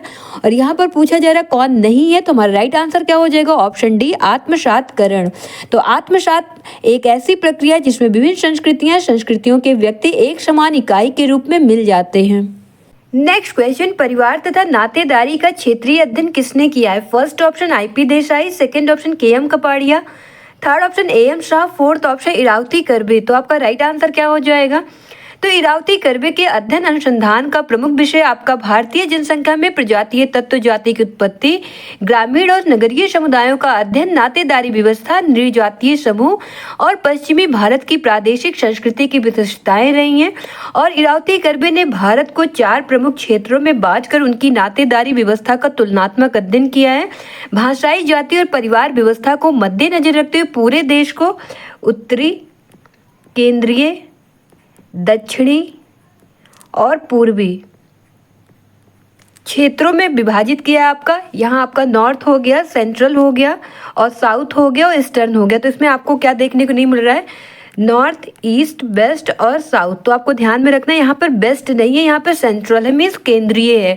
तो कौन से 4 में डिवाइड किया ये अगर पूछ लिया जाएगा तो आपका यहाँ पर घुमा सकते हैं, आपको पश्चिमी भी दे दिया जाएगा। तो पश्चिमी को नहीं किया है, उत्तरी, केंद्रीय, दक्षिणी और पूर्वी क्षेत्रों में विभाजित किया। ये बात आप ध्यान में रखिएगा। तो यहाँ हमारा राइट आंसर क्या हो जाएगा? ऑप्शन डी, इरावती करबे। नेक्स्ट क्वेश्चन, निम्नलिखित में से कौन सा कथन सही है? फर्स्ट ऑप्शन समाज में सहयोग और संघर्ष दोनों है, सेकंड ऑप्शन समाज में केवल सहयोग है, थर्ड ऑप्शन समाज में केवल संघर्ष है, फोर्थ ऑप्शन समाज में न सहयोग है न संघर्ष है, तो आपका राइट आंसर क्या हो जाएगा? यद्यपि संघर्ष एक क्या है, आपका विरोधी प्रक्रिया है, तथापि यह सहयोग से अलग नहीं है। दोनों एक ही सिक्के के आपके दो पहलू है, जहाँ संघर्ष है वहाँ सहयोग है और जहाँ सहयोग है वहाँ संघर्ष है। इसलिए कि कोई भी समाज ना तो निरंतर संघर्ष की स्थिति में रह सकता और ना ही हमेशा सहयोग की स्थिति में रह सकता है। संघर्ष और सहयोग समाज की मूल प्रक्रिया है आपको, और इन्हीं तथ्यों को ध्यान में रखकर लेस्ली और उनके सहयोगी समाजशास्त्रियों ने सहयोग, संघर्ष, निरंतरता, इसको बोल सकते हैं आप कोऑपरेशन, कॉन्फ्लिक्ट, कॉन्टिन्यूम की अवधारणा की बात कही है। तो यहाँ हमारा राइट आंसर क्या हो जाएगा? तो समाज में आपको दोनों ही देखने को मिलता है, सहयोग भी देखने को मिलता है और संघर्ष भी देखने को मिलता है। तो आपका राइट आंसर क्या हो जाएगा? ऑप्शन ए, समाज में सहयोग और संघर्ष दोनों है। नेक्स्ट क्वेश्चन, निम्नलिखित में से किसने कहा है कि अधिकांश संस्थाएं जन रीतियों से प्रारंभ होकर प्रथाओं में, तत्पश्चात रूढ़ियों में विकसित होकर तब परिपक्व होती हैं जब नियम विशिष्ट हो जाते हैं? First option MacIver, second option Ogburn, third option Sorokin, fourth option Sumner. तो आपका राइट आंसर क्या हो जाएगा? तो अमेरिकन समाजशास्त्री शमनर संस्था के उद्विकास को प्रकट करते हैं और शमनर के अकॉर्डिंग संस्थाएं जिन रीतियों से प्रारंभ होती हैं और प्रथाएं बन जाती हैं, और जब प्रथाओं में कल्याण का दर्शन जुड़ जाता है तो वे लोकाचारों के रूप में विकसित होती हैं और इसके पश्चात व्यवहार में लाए जाने वाले नियमों, निर्धारित कार्यों और उपकरणों द्वारा लोकाचार निश्चित और विशिष्ट बन जाते हैं। इससे एक ढांचा निर्मित होता है और इस प्रकार एक संस्था का आपका निर्माण होता है। तो यहाँ आपका राइट आंसर क्या हो जाएगा? Option D, Sumner. Next question, किसने कहा समिति सदस्यता इंगित करती है, संस्था सेवा की विधि या साधन को इंगित करती है? First option MacIver, second option needle, third option Max Weber, fourth option Ginsburg. तो आपका राइट आंसर क्या हो जाएगा? तो मैकाइवर और पेज के अकॉर्डिंग यदि किसी व्यवस्था पर संगठित समूह जो आपके ऑर्गेनाइज्ड ग्रुप हैं इनके रूप में विचार करते हैं तो वह आपका क्या है? एक समिति है। और यदि कार्य प्रणाली जो उसका प्रोसीजर है उसके रूप में देखते हैं तो वह क्या है? आपका संस्था है। और समिति से सदस्यता का, जबकि संस्था से आपका कार्य प्रणाली का पता चलता है। तो ये इसका राइट आंसर क्या हो जाएगा आपका? Option A, MacIver. Next question, संस्कृति मनुष्यों की मौलिक आवश्यकताओं की पूर्ति हेतु स्वदेश्य की संगठित व्यवस्था है। यह कथन किसका है? First option RM. MacIver, the C.H. Page, second option E.V. Tyler, third option Malinowski, fourth option S.C. Dubey. तो आपका राइट आंसर क्या हो जाएगा? तो मेलिनोस्की के अकॉर्डिंग संस्कृति प्राप्त आवश्यकताओं की एक व्यवस्था तथा उद्देश्यपूर्ण क्रियाओं की एक संगठित व्यवस्था है। कल्चर में भी defined as a system of derived needs and an organized system of purposeful activities. Malinowski ने अपनी संस्कृति के विश्लेषण में आवश्यकताओं के सिद्धांत का प्रयोग किया है। तो आपका राइट आंसर क्या हो जाएगा? Option C, Malinowski. Next question, निम्न में से संस्कृति के गलत लक्षण को बताइए। फर्स्ट ऑप्शन संस्कृति मानव निर्मित है, सेकंड ऑप्शन संस्कृति संचारित होने का गुण रखती है, थर्ड ऑप्शन संस्कृति में संचेता का गुण होता है, फोर्थ ऑप्शन संस्कृति व्यक्तिगत है। तो आपका राइट आंसर क्या हो जाएगा? तो संस्कृति की आपकी विशेषताएं इनमें से कौन सा नहीं है ये पूछा गया, गलत लक्षण बताना है। तो संस्कृति मानव निर्मित है, ये आपका करेक्ट है। संस्कृति संचारित होने का गुण रखती है, ये भी आपका करेक्ट है। संस्कृति में संचेता का गुण होता है, ये भी आपका करेक्ट है, बट आपका व्यक्तिगत नहीं होता संस्कृति। तो राइट आंसर क्या हो जाएगा? ऑप्शन डी, संस्कृति व्यक्तिगत है। तो हम इनके विशेषताओं की बात करते हैं। तो संस्कृति आपका मानव निर्मित है, संस्कृति आपका सीखी जाती है और यह हस्तांतरित होती है, ट्रांसफरेबल है, और प्रत्येक समाज की एक विशिष्ट संस्कृति होती है, मानव आवश्यकताओं की पूर्ति करती है और इसमें अनुकूलन करने की क्षमता होती है और इसमें संतुलन और संगठन होता है। व्यक्ति निर्माण में मौलिक है आपका संस्कृति, और संस्कृति अधिवैयक्तिक और अधिशायवी है। कहने का मतलब है संस्कृति मूर्त नहीं होती है, वे अमूर्त होती हैं जो आपको दिखाई नहीं देती हैं, राइट। नेक्स्ट क्वेश्चन, किसने कहा कि व्यक्तित्व एक मानसिक घटना है? यह ना तो आंगिक है और ना ही सामाजिक है, बल्कि दोनों के मेल जोल से इसका निर्माण होता है। पर्सनालिटी या psychic phenomenon which is neither organic nor social but an emergent from a combination of the two. First option B.B. Akolkar, second option Ogburn तथा Nimkoff, third option Kingsley Davis, fourth option Kimball Young. तो आपका right answer क्या हो जाएगा? तो Kingsley Davis के according व्यक्तित्व एक मनोवैज्ञानिक प्रघटना है जो न जैविक न सामाजिक अपितु दोनों के मेलजोल से इसका निर्माण होता है। तो आपका राइट आंसर क्या हो जाएगा? Option C, Kingsley Davis. Next question, निम्न में से कौन सा सिद्धांत सीखने का है? फर्स्ट ऑप्शन धर्म का कार्यात्मक सिद्धांत, सेकेंड ऑप्शन नियंत्रण का सिद्धांत, थर्ड ऑप्शन है आपका सामाजिक संरचना का सिद्धांत, फोर्थ ऑप्शन है संबद्ध प्रत्यावर्तन का सिद्धांत। तो आपका राइट आंसर क्या हो जाएगा? तो सामाजिक नियंत्रण सामाजिकरण का ही भाग है और सामाजिकरण की प्रक्रिया के दौरान सामाजिक नियंत्रण की प्रक्रिया भी क्रियाशील रहती है। तो हम कह सकते हैं सीखने का सिद्धांत नियंत्रण का सिद्धांत है। तो आपका राइट आंसर क्या हो जाएगा? ऑप्शन बी, नियंत्रण का सिद्धांत। नेक्स्ट क्वेश्चन, सामाजिकरण का तात्पर्य सीखने से है ताकि व्यक्ति सामाजिक कार्यों को कर सके या किसकी परिभाषा है? फर्स्ट ऑप्शन ऑकबर्न तथा निमकॉफ, second option HM. Johnson, third option Bogardus, fourth option Kingsley Davis. तो आपका राइट आंसर क्या हो जाएगा? तो एच.एम. जॉनसन द्वारा सामाजिकरण सीखने की एक प्रक्रिया है जिसके द्वारा व्यक्ति समूह अथवा समाज की सामाजिक सांस्कृतिक विशेषताओं को ग्रहण करता है और अपने व्यक्तित्व का विकास करता है, समाज का क्रियाशील सदस्य बनता है, समाज में अपनी भूमिकाओं को निभाता है और इसे ही आपका क्या कहते हैं? सामाजिकरण। तो आपका राइट आंसर क्या हो जाएगा? Option B, HM. जॉनसन। आइए देखते हैं और सभी ने सोशलाइजेशन को लेकर क्या बोले, सामाजिकरण के बारे में क्या लिखे हैं अपने बुक में। तो एच.एम. जॉनसन की बुक है सोशलॉजी। इसमें इन्होंने लिखा है कि सामाजिकरण का तात्पर्य सीखने से है ताकि व्यक्ति सामाजिक कार्यों को कर सके। Socialization is learning that enables the learners to perform social roles. वहीं ऑकबर्न और निमकॉफ ने अपनी बुक हैंडबुक ऑफ सोशोलॉजी में लिखा है सामाजिकरण एक प्रक्रिया है जिससे कि व्यक्ति समूह के चलनों के अनुरूप व्यवहार करना सीखता है। Socialization is the process by which the individual learns to conform to the norms of the group. वहीं बोगार्डस ने अपनी बुक सोशलॉजी में लिखा है एक साथ काम करने, सामूहिक उत्तरदायित्व की भावना विकसित करने और अन्य व्यक्तियों के कल्याणकारी आवश्यकताओं को ध्यान में रखकर कार्य करने की प्रक्रिया को सामाजिकरण कहते हैं। Socialization is the process of working together, of developing group responsibility, of being guided by the welfare needs of other। और किंग्सले डेविस की बुक है ह्यूमन सोसाइटी। इसमें इन्होंने लिखा है कि सामाजिकरण से अर्थ उस प्रक्रिया से है जिससे किसी व्यक्ति को सामाजिक व्यक्ति बनाया या सामाजिकृत किया जाता है। How the newborn individual is moulded into a social being, this process of moulding which we call socialization. तो यहाँ ध्यान रखना है आपको, एच.एम. जॉनसन की भी एक बुक है सोशलॉजी और बोगार्डस की भी एक बुक है आपका सोशोलॉजी, राइट। नेक्स्ट क्वेश्चन, सामाजिकरण के सामूहिक प्रतिनिधित्व के सिद्धांत को किसने प्रतिपादित किया है? First option Emile Durkheim, second option C H Cooley, third option K Young, fourth option T S. Madan. तो आपका राइट आंसर क्या हो जाएगा? तो इमाइल दुर्खीम सामाजिकरण संबंधी अपने विचार अपनी कृति सोशलॉजी और फिलॉसफी में प्रकट की है और अपने सामाजिकरण संबंधी विचारों को सामूहिक प्रतिनिधित्व तथा सामूहिक चेतना के आधार पर स्पष्ट किया है।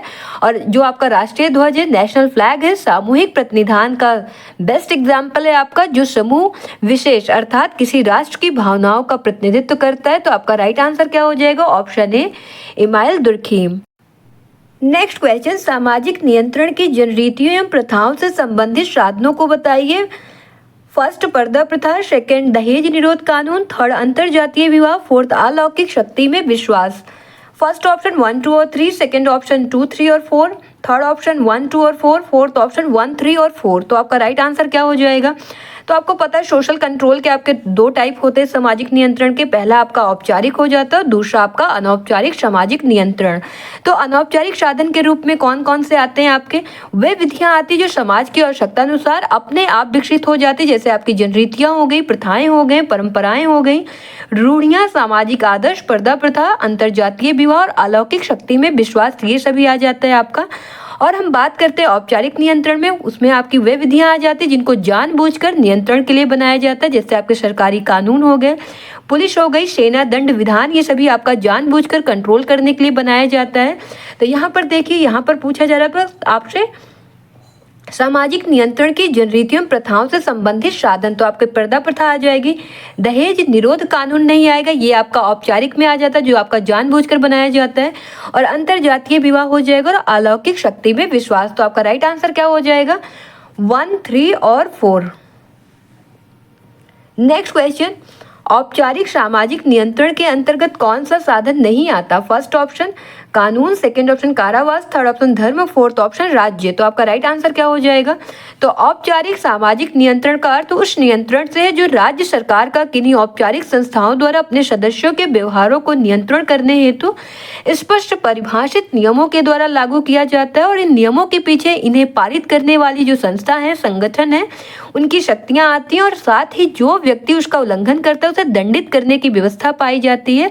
और औपचारिक सामाजिक नियंत्रण के साधन आपके कानून, राज्य, पुलिस, अदालत, जेल, स्कूल, कॉलेज और विश्वविद्यालय हैं।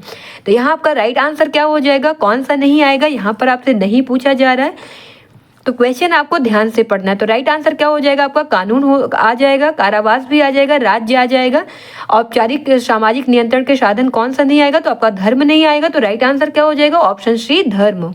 नेक्स्ट क्वेश्चन, भारत में निम्नलिखित में से कौन सर्वाधिक जनसंख्या वाला राज्य है? First option Rajasthan, second option Bihar, third option Madhya Pradesh, fourth option Uttar Pradesh. तो आपका राइट आंसर क्या हो जाएगा, तो भारत में सर्वाधिक जनसंख्या घनत्व वाला राज्य आपका उत्तर प्रदेश है, जिसकी आबादी भारत की कुल आबादी में से 16.50% है। और उत्तर प्रदेश की जनसंख्या की बात करें तो 19,98,12,341 है, जो कि देश के संदर्भ में देखा जाए तो आपका चाइना, इंडिया, अमेरिका और इंडोनेशिया के बाद 5वें स्थान पर आता है। तो आपका राइट आंसर क्या हो जाएगा, option D Uttar Pradesh. Next question, sociology शब्द की रचना के पूर्व कांट ने समाज विज्ञान को कौन सा नाम दिया था? First option social demology, second option anthropology, third option social biology और फोर्थ ऑप्शन है सोशल फिजिक्स। तो आपका राइट आंसर क्या हो जाएगा, तो कांट ने समाजशास्त्र को सबसे पहले आपका सामाजिक भौतिकी सोशल फिजिक्स नाम दिया था और फिर इसे 1838 में इसका नाम चेंज करके सोशियोलॉजी नाम कर दिया गया था, समाजशास्त्र। तो आपका राइट आंसर क्या हो जाएगा, option D social physics. Next question, समाजशास्त्र में सामाजिक संगठन प्रत्यय का विकास किया था? First option Gunnar Myrdal, second option Auguste Comte, third option Pitirim Sorokin, fourth option Raymond Firth. तो आपका राइट आंसर क्या हो जाएगा, तो समाजशास्त्र में सामाजिक संगठन की अवधारणा का विकास ऑगस्ट काम्ट द्वारा किया गया था। वह सामाजिक संगठन को सामान्य सामाजिक सहमति के रूप में परिभाषित करते हैं। तो यहाँ आपका राइट आंसर क्या हो जाएगा, ऑप्शन बी ऑगस्ट काम्ट।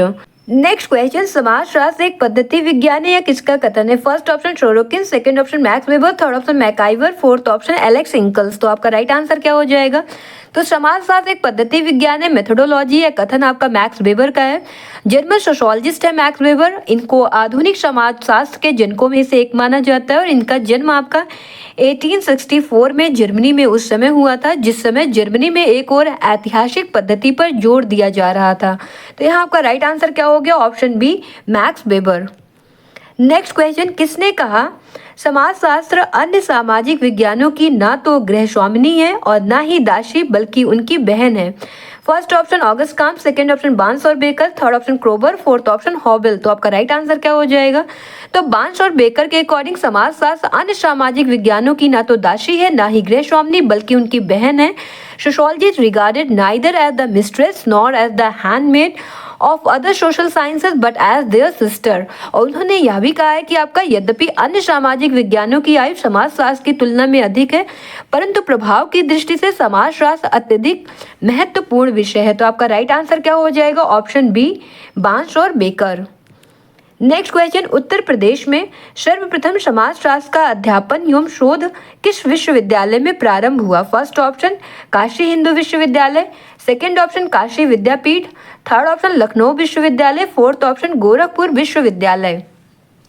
तो आपका राइट आंसर क्या हो जाएगा, तो 1921 में लखनऊ विश्वविद्यालय में अर्थशास्त्र विभाग के अंतर्गत समाजशास्त्र को मान्यता अवश्य दी गई, परंतु इस विषय का अध्ययन अर्थशास्त्र विषय के अंतर्गत ही किया जाने लगा और इस विश्वविद्यालय के प्रमुख विद्वान आपके डॉक्टर राधा कमल मुखर्जी को समाजशास्त्र का विभागाध्यक्ष नियुक्त किया गया था। और आपका राइट आंसर यहाँ पर क्या हो जाएगा, ऑप्शन सी लखनऊ विश्वविद्यालय। नेक्स्ट क्वेश्चन, किसके द्वारा सामाजिक संबंधों का जाल है परिभाषित किया गया है? First option Talcott Parsons, second option Emile Durkheim, third option MacIver and Page, fourth option R K. Merton. तो आपका राइट आंसर क्या हो जाएगा, तो मैकाइवर और पेज ने समाज को सामाजिक संबंधों की एक जटिल व्यवस्था माना है और साथ ही यह भी स्पष्ट किया है कि ये सभी सामाजिक संबंध आपस में गुथे हुए हैं और सामाजिक संबंधों का जाल जो नेटवर्क ऑफ सोशल रिलेशनशिप है इससे आपका निर्मित हुआ है। जटिल व्यवस्था निरंतर बदलती रहती है और इसमें हर समय कुछ ना कुछ परिवर्तन होते रहते हैं। तो ये जो कथन है आपका सामाजिक संबंधों का जाल है, किसने कहा, मैकाइवर एंड पेज ने कहा है। तो राइट आंसर क्या हो जाएगा, option C MacIver and Page. Next question, the social construction of reality के लेखकों का नाम बताइए। फर्स्ट ऑप्शन बर्जर यूम लकमैन, सेकंड ऑप्शन मर्टन यूम रॉश, थर्ड ऑप्शन पार्सन एम सिल्स, फोर्थ ऑप्शन मार्क्स एम एंजल्स। तो आपका राइट आंसर क्या हो जाएगा? तो the social construction of reality, ये बुक आपका बर्गर के द्वारा लिखा गया लकमैन के साथ मिलकर। तो आपका राइट आंसर क्या हो जाएगा? ऑप्शन ए बर्जर ह्यूम लकमैन। और पीटर बर्गर की एक दूसरी बुक भी आप ध्यान में रखिएगा, इन्विटेशन टू सोशोलॉजी है। ये बुक कब आई थी? 1963 में आई थी। और the social construction of reality इस बुक की बात करें तो ये बुक आपका 1967 में आया था। नेक्स्ट क्वेश्चन है, निम्नलिखित में से किसने जनसंख्या घनत्व को श्रम विभाजन से संबद्ध बताया? First option Herbert Spencer, second option Adam Smith, third option Durkheim, fourth option Max weber. तो आपका राइट आंसर क्या हो जाएगा? तो इमाइल दुर्खीम का मत था कि प्राचीन समाज में श्रम विभाजन स्पष्ट नहीं था और समाज सरल था, सामाजिक आवश्यकताओं जो थी वो भी कम ही थी और इससे समाज के अंगों के कार्य सीमित थे। जैसे जैसे जनसंख्या आपकी और हमारी आवश्यकताएं बढ़ी वैसे वैसे श्रम विभाजन विशिष्टीकरण की भी आवश्यकताएं बढ़ने लगी। इससे समाज के अंगों के बीच परस्पर निर्भरता बढ़ने लगी। तो आपका राइट आंसर यहाँ पर क्या हो जाएगा? Option C Durkheim. तो जनसंख्या घनत्व को श्रम विभाजन से संबद्ध किसने बताया? आपका दुर्खीम ने बताया है। नेक्स्ट क्वेश्चन, ऑगस्ट काम्ट ने समाज के अध्ययन को विभाजित किया है। फर्स्ट ऑप्शन अधर संरचना तथा अति संरचना, सेकेंड ऑप्शन सामाजिक स्थिति विज्ञान तथा सामाजिक गति विज्ञान, थर्ड ऑप्शन अंतर समूह तथा बाह्य समूह, फोर्थ ऑप्शन उपरोक्त में से कोई नहीं। ये भी आपका पीवाईक्यू का है, पहले भी पूछा जा चुका है। तो समाजशास्त्र के सभी विज्ञानों को दो प्रमुख भागों में आपका बांटा है काम्ट ने, एक आपका सामाजिक स्थितिकी और दूसरा आपका सामाजिक गतिकी, सोशल डायनेमिक। तो आपका राइट आंसर यहाँ पर क्या हो जाएगा? ऑप्शन बी सामाजिक स्थिति विज्ञान तथा सामाजिक गति विज्ञान। नेक्स्ट क्वेश्चन, भारत में सामाजिक परिवर्तन पुस्तक का लेखक कौन है? First option Yogesh Atal, second option M N Srinivas, third option K N Sharma, fourth option B R Chauhan. तो आपका राइट आंसर क्या हो जाएगा? तो एम एन श्रीनिवास जी की ये बुक है भारत में सामाजिक परिवर्तन। तो राइट आंसर क्या हो गया आपका? Option B M N Srinivas. तो marriage and family in Mysore, ये भी किसका है? एम एन श्रीनिवास की बुक है। तो एम एन श्रीनिवास जी की जो बुक इंपॉर्टेंट है वो आपको ध्यान में रखना है। दूसरा हो गया आपका religion and society among the कुक्स of south India, ये बुक तो कई बार आपका पूछा गया है। और इंडियन सोशल स्ट्रक्चर इन्हीं की है। इंडियाज विलेज की बात करें तो ये भी इन्हीं की बुक का नाम है। और social change in India, Bharat में सामाजिक परिवर्तन, ये बुक भी आपका किसका है? एम एन श्रीनिवास जी का। नेक्स्ट क्वेश्चन है, कार्ल मार्क्स ने सामाजिक परिवर्तन का कौन सा सिद्धांत प्रतिपादित किया है? फर्स्ट ऑप्शन प्रगतिवादी, सेकंड ऑप्शन वर्ग संघर्ष, थर्ड ऑप्शन उद्विकासवादी, फोर्थ ऑप्शन प्रकारवादी। तो आपका राइट आंसर क्या हो जाएगा? तो कार्ल मार्क्स कहते हैं कि यह वर्ग संघर्ष इतिहास का चालक है। कम्युनिस्ट मैनिफेस्टो के आरंभ में ही मार्क्स ने कहा है कि आज तक के विद्यमान सभी समाजों का इतिहास वर्ग संघर्ष का इतिहास रहा है और वर्ग समाजों में निहित संघर्ष या विरोध स्वाभाविक रूप से सामाजिक परिवर्तन का मार्ग आपका प्रशस्त करते हैं। तो आपका राइट आंसर क्या हो जाएगा? ऑप्शन बी वर्ग संघर्ष। नेक्स्ट क्वेश्चन, अभिजात वर्ग के परिभ्रमण का सिद्धांत किसने प्रतिपादित किया? First option Auguste Comte, second option Karl Marx, third option Vilfredo Pareto, fourth option Talcott Parsons. तो आपका राइट आंसर क्या हो जाएगा? तो पेरेटो के अकॉर्डिंग अभिजात वर्ग के अंतर्गत निरंतर ऊपर नीचे आने की जो प्रक्रिया है चलती रहती है, जिसे पेरेटो ने अभिजातों के परिभ्रमण की संज्ञा दी है। तो आपका राइट आंसर क्या हो जाएगा? Option C Vilfredo Pareto. Next question, Hindu सामाजिक संगठन हिंदू सोशल ऑर्गेनाइजेशन पुस्तक का लेखक कौन है? First option K M Kapadia, second option S T Dube, third option Kingsley Davis, third option P H Prabhu. तो आपका राइट आंसर क्या हो जाएगा? तो हिंदू सामाजिक संगठन हिंदू सोशल ऑर्गेनाइजेशन, ये बुक आपका पंधारी नाथ एच प्रभु ने लिखा है। तो आपका राइट आंसर क्या हो जाएगा? ऑप्शन डी पी एच प्रभु। नेक्स्ट क्वेश्चन, धर्म की उत्पत्ति का आत्मवाद का सिद्धांत किसने प्रतिपादित किया? First option Emile Durkheim, second option Max Weber, third option EB Tyler, fourth option S जे फ्रेजर। तो आपका राइट आंसर क्या हो जाएगा? तो आदिम धर्म के बारे में सबसे पहले आपका एडवर्ड टायलर ने कहा है कि आत्मा की धारणा ही आदिम मनुष्य से लेकर सभ्य मनुष्यों तक के धर्म के दर्शन का आधार है। और टायलर ने माना है कि धर्म की उत्पत्ति में आत्माओं पर विश्वास सर्व प्रमुख साधन है। तो आपका राइट आंसर क्या हो जाएगा? Option C E B Tylor. Next question, history of Dharmashastra पुस्तक का लेखक कौन है? First option P H Prabhu, second option Yogendra Singh, third option Radhakrishnan, fourth option P B Kane. तो आपका राइट आंसर क्या हो जाएगा? तो हिस्ट्री ऑफ धर्मशास्त्र किसने लिखा है? पांडुरंग वामन काणे। तो हमारा राइट आंसर क्या हो जाएगा? Option D P B Kane. तो इस पुस्तक का आपका पांचवा और अंतिम भाग का जो प्रकाशन है ये कब करवाया गया था? आपका 17 नवंबर 1962 को किया गया था, जिसकी विधिवत घोषणा आपके डॉक्टर राधा कृष्णन द्वारा की गई थी। Next question, the elementary forms of religious life पुस्तक का लेखक कौन है? First option B Malinowski, second option Karl Marx, third option Emmanuel Durkheim, fourth option H Spencer. तो आपका राइट आंसर क्या हो जाएगा? तो the elementary forms of religious life ये बुक आपका इमानुएल दुर्खीम ने लिखी है। तो राइट आंसर क्या हो जाएगा? Option C Emmanuel Durkheim. इनकी और बुक की बात करते हैं, the division of labour in society, the suicide, education and sociology, sociology and Saint Simon, sociology and philosophy. ये सब काफ़ी इंपॉर्टेंट बुक है, ये सब आपको ध्यान में रखना है इमानुएल दुर्खीम की। Next question, the Protestant ethic and the spirit of capitalism पुस्तक के लेखक कौन है? First option Auguste Comte, second option Max Weber, third option Charles Cooley और फोर्थ ऑप्शन है आपका कार्ल मार्क्स। तो आपका राइट आंसर क्या हो जाएगा? तो the Protestant ethic and the spirit of capitalism ये बुक है आपकी मैक्स वेबर की। तो राइट आंसर हो जाएगा ऑप्शन बी मैक्स वेबर। और इनकी और बुक की बात करते हैं, द रिलीजन ऑफ चाइना है, द रिलीजन ऑफ इंडिया है और द सिटी है। ये भी किसकी बुक का नाम है? मैक्स वेबर की। नेक्स्ट क्वेश्चन, हिंदू संस्कार पुस्तक के लेखक कौन है? इस ईयर में काफी पुस्तक का नाम पूछा गया। फर्स्ट ऑप्शन है H P Nagendra, second option Rajbali Pandey, third option G S Bhatt, fourth option Rajeshwar Prasad. तो आपका राइट आंसर क्या हो जाएगा? तो द हिंदू संस्कार पुस्तक के लेखक आपके राजबली पांडे जी हैं। तो राइट आंसर क्या हो जाएगा? Option B Rajbali Pandey. Next question, समाजशास्त्रीय मानदंड के अनुसार निम्न में से कौन समूह की रचना दर्शाता है? फर्स्ट ऑप्शन धनी वर्ग, सेकंड ऑप्शन कॉलेज विद्यार्थी, थर्ड ऑप्शन सेवानिवृत्त व्यक्तियों की समिति, फोर्थ ऑप्शन टाटा इस्पात कंपनी। तो आपका राइट आंसर क्या होगा? तो जब दो या दो से अधिक व्यक्ति एक स्थान पर एकत्र होते हैं तो समूह का निर्माण करते हैं। समूह की प्रमुख विशेषता आपका क्या है? पारस्परिक संबंध, एकता की भावना, हम की भावना, सामान्य हित, सामान्य व्यवहार, समूह आदर्श नियम आते हैं। और जब ये व्यक्ति अंतः क्रियाओं के द्वारा संबंध स्थापित करते तो एक समूह का निर्माण करते हैं। तो आपका राइट आंसर क्या हो जाएगा? धनी वर्ग होगा नहीं, कॉलेज विद्यार्थी होगा। तो हमारा राइट आंसर क्या हो गया? ऑप्शन बी कॉलेज विद्यार्थी। सेवानिवृत्त व्यक्तियों की समिति भी नहीं आएगा, टाटा इस्पात कंपनी भी नहीं आएगा। नेक्स्ट क्वेश्चन है, मैक्स वेबर के अनुसार तीनों प्रकार की सत्ताओं में निम्नलिखित है केवल एक को छोड़कर, वह एक कौन है? फर्स्ट ऑप्शन तार्किक वैधानिक, सेकंड ऑप्शन करिश्माई, थर्ड ऑप्शन धार्मिक, फोर्थ ऑप्शन परंपरागत। तो आपका राइट आंसर क्या हो जाएगा? तो दूसरे व्यक्तियों के व्यवहारों को व्यवस्थित करने तथा उनके संबंध में निर्णय लेने की प्रस्थापित अधिकार को क्या कहते हैं? आपका सत्ता कहते हैं।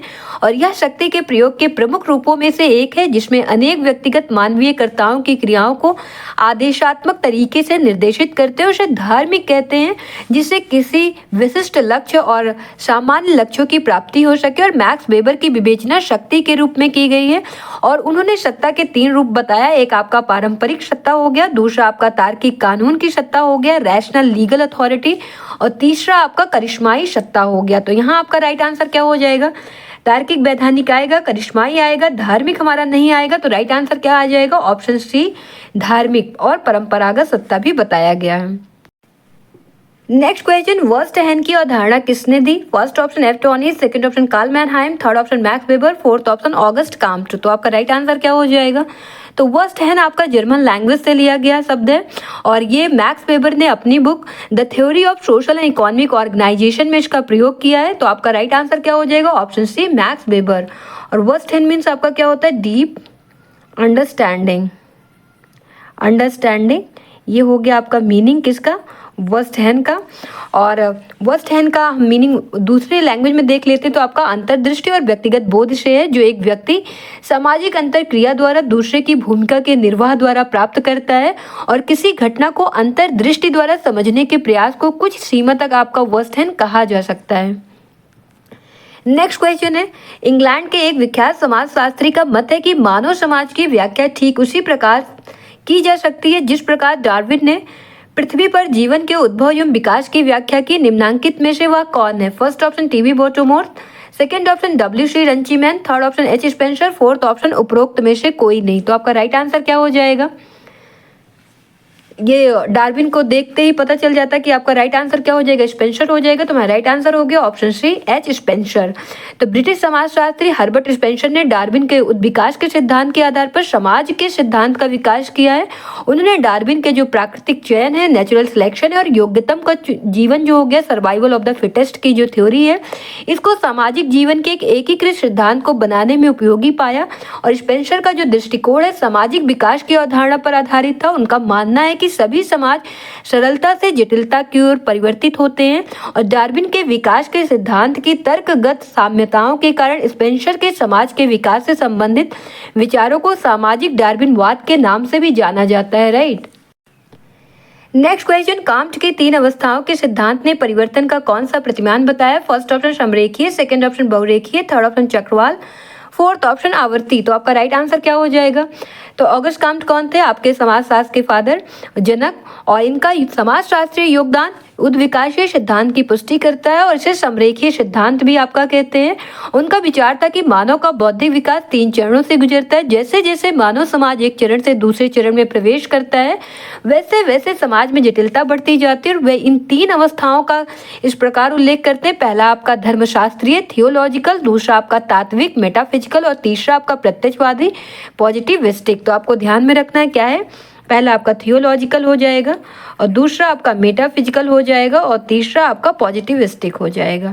तो यहाँ आपका राइट आंसर क्या हो जाएगा? ऑप्शन ए समरेखीय। नेक्स्ट क्वेश्चन, किसने समाज को ईश्वर के समकक्ष माना है? First option Tylor, second option Rivers, third option Durkheim, fourth option Boas. तो आपका राइट आंसर क्या हो जाएगा?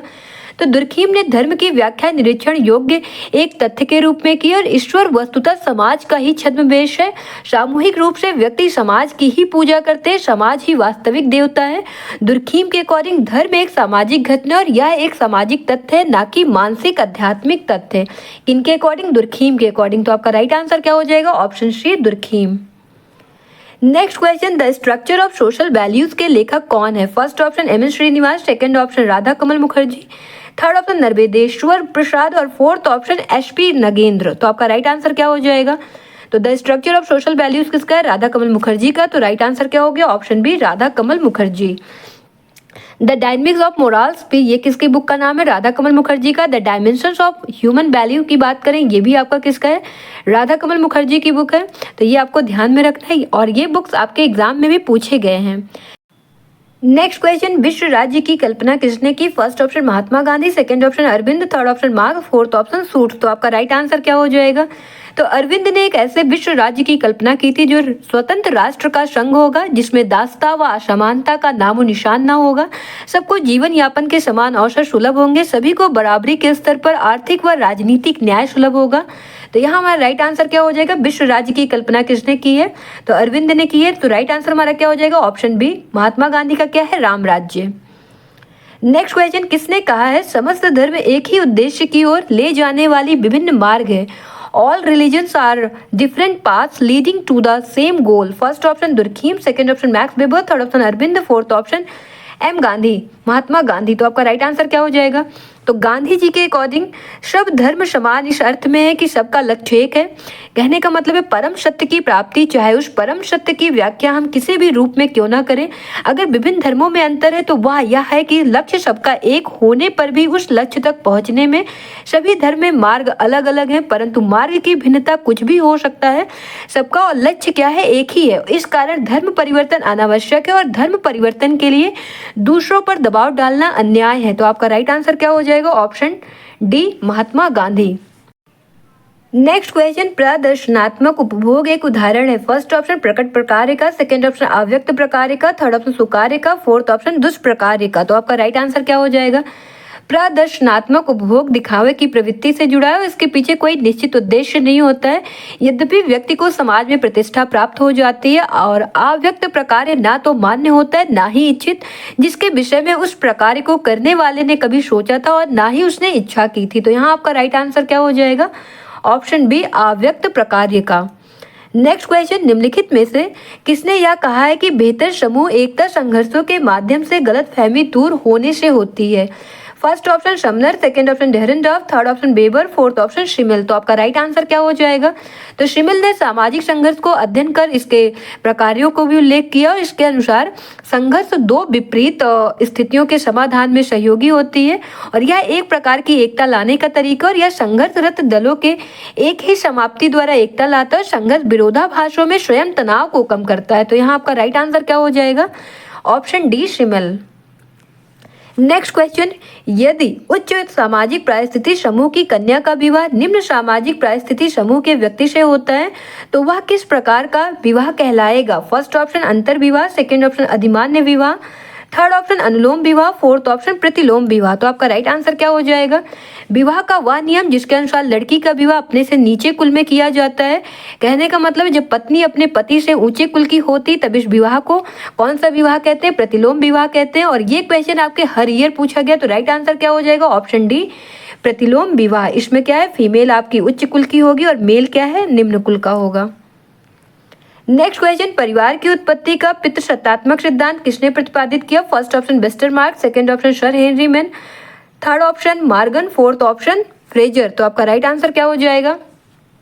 तो प्लेटो, एरिस्टोटल आदि दार्शनिकों ने प्राचीन ग्रीक और यहूदी परिवार का उदाहरण देकर स्पष्ट करने का आपका प्रयत्न किया है कि परिवार का आदिम स्वरूप पितृसत्तात्मक था।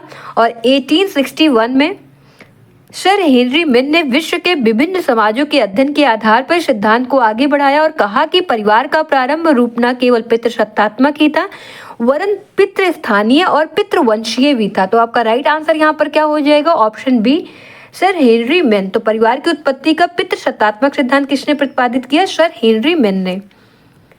नेक्स्ट क्वेश्चन, एकांतिक नाभिकीय परिवार की अवधारणा है। फर्स्ट ऑप्शन यूजीन लिटबैंक की, सेकेंड ऑप्शन कोलिन बेले की, थर्ड ऑप्शन टी पार्सन्स की, फोर्थ ऑप्शन आईपी देसाई की। तो आपका राइट आंसर क्या हो जाएगा? तो पारिवारिक संगठन की ऐसी आधारभूत इकाई जिसकी रचना विवाहित दाम्पत्य तथा उसकी आश्रित संतानों द्वारा होती है उसे नाभिक परिवार कहते हैं। टॉलकट पार्सन्स के अकॉर्डिंग एकांतिक नाभिक परिवार आधुनिक औद्योगिक समाज में परिवार का एक महत्वपूर्ण स्वरूप है। तो यहाँ आपका राइट आंसर हो जाएगा ऑप्शन सी टी पार्सन्स की। नेक्स्ट क्वेश्चन, सहयोग शांतिपूर्ण संघर्ष यह किसका कथन है? फर्स्ट ऑप्शन मैकाइवर का, सेकंड ऑप्शन ग्रीन का, थर्ड ऑप्शन डेरेनडॉर्फ का, फोर्थ ऑप्शन मैक्स वेबर का। तो आपका राइट आंसर क्या हो जाएगा? तो सहयोग वह सामाजिक प्रक्रिया है जिसके द्वारा एकाधिक व्यक्ति अथवा समूह सामान्य उद्देश्यों और लक्षणों को प्राप्त करने के लिए संयुक्त प्रयत्न करते हैं। और ग्रीन के अकॉर्डिंग सहयोग शांतिपूर्ण सहयोग है, संघर्ष है शांतिपूर्ण संघर्ष है। किसने कहा है सहयोग को? तो आपका राइट आंसर हो जाएगा ऑप्शन बी ग्रीन ने।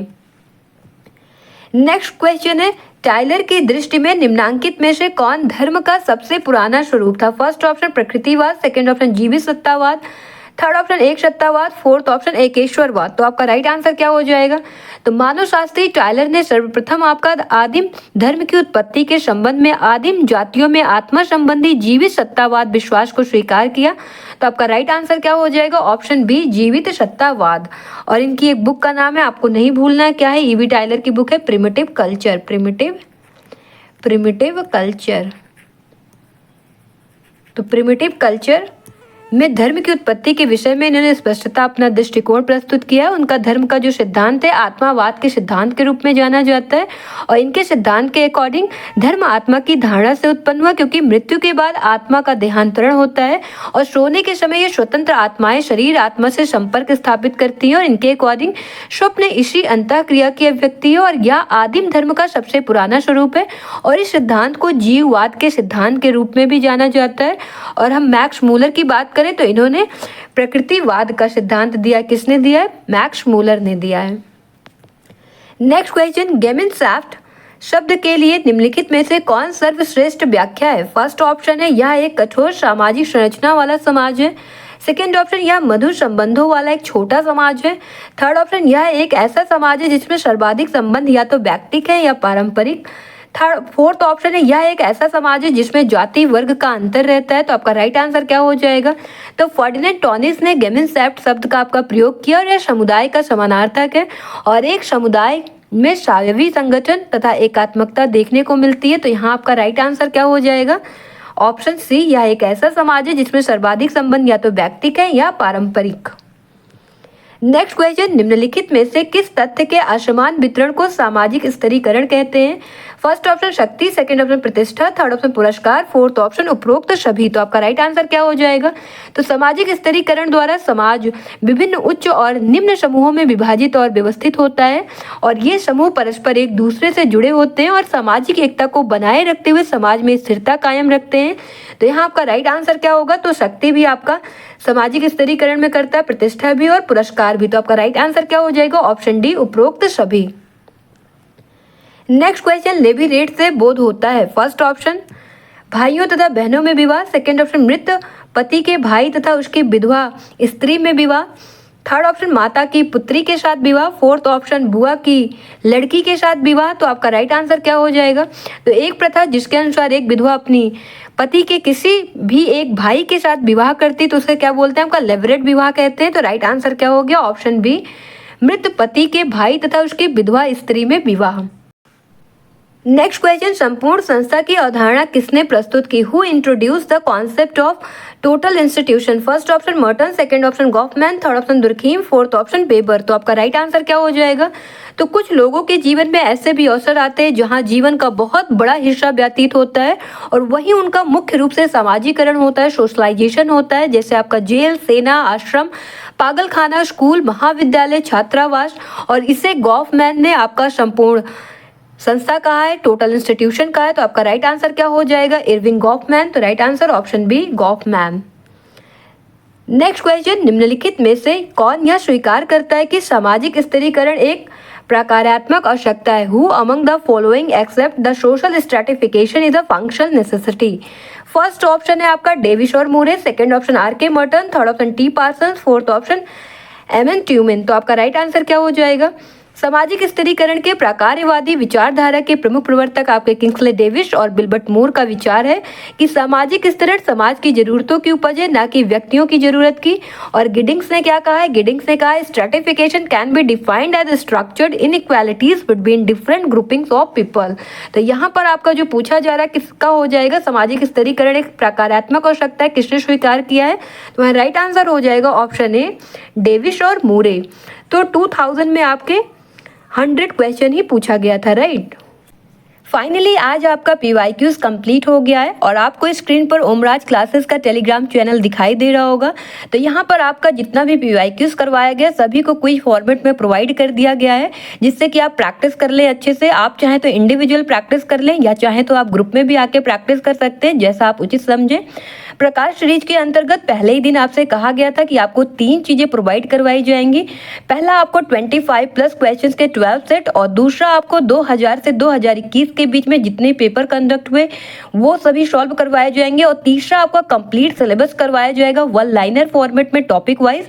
तो हमारा थर्ड रह गया, फर्स्ट और सेकंड हमने कंप्लीट कर लिया है। आपको 25+ क्वेश्चंस के 12 सेट प्रोवाइड कर दिया गया है और 2000 से 2021 के बीच में जितना भी पेपर हुआ वो सभी आपका सॉल्व करवा दिया गया है।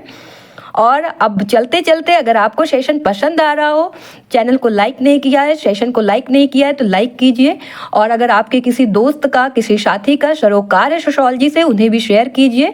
और नए हैं तो आप भी सब्सक्राइब करना ना भूलें। चलिए फिर मिलते हैं नए जोश और उत्साह के साथ, तब तक के लिए बाय बाय, थैंक यू, जय हिंद।